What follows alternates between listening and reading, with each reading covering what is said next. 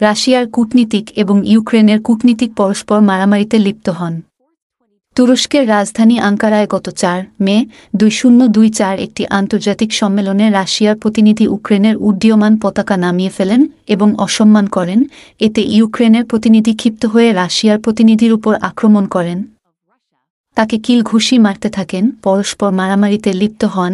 উপস্থিত অতিথিরা ঘটনার আকস্মিকতায় হতবাক হয়ে যান এবং তাদেরকে থামানোর চেষ্টা করতে থাকেন। দুটি রাষ্ট্রের দায়িত্বশীল কূটনীতিকের এমন উগ্র আচরণে অতিথিগণ স্তম্ভিত হয়ে যান। ইউক্রেনের রাষ্ট্রপতি ভলোদিমির জেলেনস্কির রাজনৈতিক দল দ্বারা প্রকাশিত হয় ভিডিওটি দেখুন।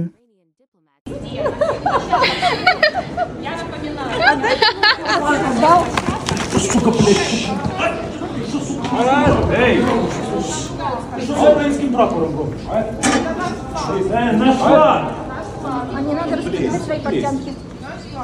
Ти що з українським прапором робиш, а? Sorry, please. No fight. No fight.